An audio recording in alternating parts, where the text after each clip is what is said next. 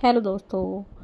मंगल लक्ष्मी के आज के एपिसोड में आपने देखा कि एपिसोड की शुरुआत लक्ष्मी की दादी से मुलाकात से होती है। दादी उसे दिवाली के तोहफे के तौर पर एक ड्रेस गिफ्ट करती है। लक्ष्मी पहले तो उसे लेने से मना कर देती है, लेकिन दादी जिद करती है कि वह गिफ्ट स्वीकार कर ले। फिर दादी लक्ष्मी को तीसरे कमरे में ड्रेस बदलने के लिए कहती है। गलती से लक्ष्मी करण के कमरे में चली जाती है। कार्तिक भी दिवाली पार्टी में पहुंच जाकर दादी को शुभकामनाएं देता है। बरखा उसे आने के लिए शुक्रिया कहती है। इस बीच करण कॉल पर मैडी को पार्टी में आने के लिए कहता है और कहता है कि मेहमानों की लिस्ट बोरिंग लग रही है। फिर भी वह लक्ष्मी को अपने कमरे में देखता है और उससे सवाल करता है कि लक्ष्मी कहती है कि वह उससे गलती से आ गई थी। थोड़ी बहस के बाद वह उसे जाने के लिए कहता है और वह बाहर चली जाती है। बरखा कार्तिक को अपने परिवार से मिलने ले जाती है। बाद में दादी सभी को आरती के लिए बुलाती है। कार्तिक को एक कॉल आती है और वह आरती में शामिल होने के लिए एक तरफ चला जाता है। दादी लक्ष्मी का इंतजार करती है। लक्ष्मी दादी द्वारा गिफ्ट की गई ड्रेस पहनकर आती है। करण उसे देखकर अपने होश खो देता है। मैडी करण को चिढ़ाता है, लेकिन करण जोर देकर कहता है कि उसे लक्ष्मी में कोई दिलचस्पी नहीं है। दादी लक्ष्मी की खूबसूरती की तारीफ करते हुए कहती है कि वह ड्रेस में बहुत प्यारी लगी। लक्ष्मी दादी को घर जैसी फीलिंग देने के लिए शुक्रिया अदा करती है। दादी मजाक में कहती है कि उन्हें देखकर सब आरती करना भूल गई। लक्ष्मी मुस्कुराती है। आरती शुरू होती है। लक्ष्मी मुड़ती है और करण से टकरा जाती है और उसे आरती में शामिल होने के लिए कहती है, लेकिन वह मना कर देता है। लक्ष्मी उसे ताना मारती है कि उसे दादी उन्हें देख लेती है।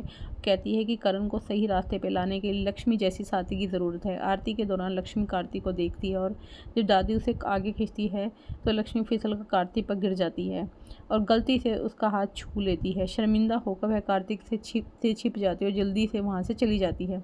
बरखा फिर कार्तिक को घर दिखाती है और कहती है करण ने उसे खुद इसके हर इंच को डिज़ाइन किया है। कार्तिक बस सिर हिलाता है। जब बरखा को बुलाया जाता है तो कार्तिक की नज़रों से बचने के लिए पर्दे के पीछे छिप जाती है। जब उसे पता चलता है कि वह जा चुका है तो वह निश्चित हो जाती है।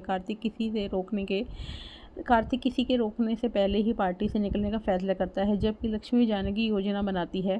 करण कार्तिक को रोकता है और कहता है कि उसने सुना है कि कार्तिक कभी रॉक स्टार था और पूछता है कि आखिर उसे देवदास कैसे बना दिए। कार्तिक को याद आता है कि लक्ष्मी के जाने के बाद उसका करियर कैसे बर्बाद हो गया। वह करण से कहता है कि उसे जाना चाहिए और चला जाता है। दादी और उनकी बहू सबको दिवाली की तोहफे और बोनस बांटने लगती हैं। बरखा कार्तिक को उसका तोहफा और चेक देती है। रकम देकर कार्तिक कहता है कि यह बहुत ज़्यादा है और वह उसे लेने से मना कर देता है। बरखा जोर देकर कहती है कि वह उसका हकदार है क्योंकि सबको एक जैसा ही मिल रहा है बोनस। कार्तिक उसे धन्यवाद देता कहता है कि उसे जाना चाहिए। बरखा उसे रोकने का अनुरोध करती है, लेकिन वह जाने पर अड़ जाता है। तभी ग्याबी फिसल जाती है और कार्तिक पर जूस गिरा देती है। बरखा उसे कमरे में कपड़े बदलने के लिए कहती है और जिद करती है कि फिर वह उसे रोकने की तरकीब सोचती है। कुछ पटाखे देखकर एक कर्मचारी को उन्हें कमरे में रखने का निर्देश देते हैं।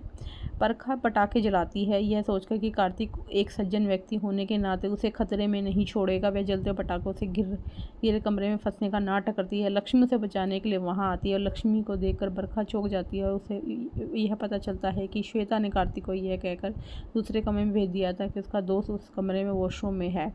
बरखा लक्ष्मी को यह कहते हुए धक्का देती है कि वह खुद को संभाल सकती है, लेकिन लक्ष्मी का सिर सोफे के किनारे से टकरा जाता है। जैसे ही आग उसके चारों ओर फैलती है वह दर्द से ज़मीन पर गिर जाती है। अब आगे के एपिसोड में आप देखिए कि क्या लक्ष्मी को कार्तिक या करण बचा लेगा और कार्तिक और बरखा की जोड़ी बन पाएगी या फिर लक्ष्मी को ये लोग कार्तिक से दोबारा मिलाएंगे।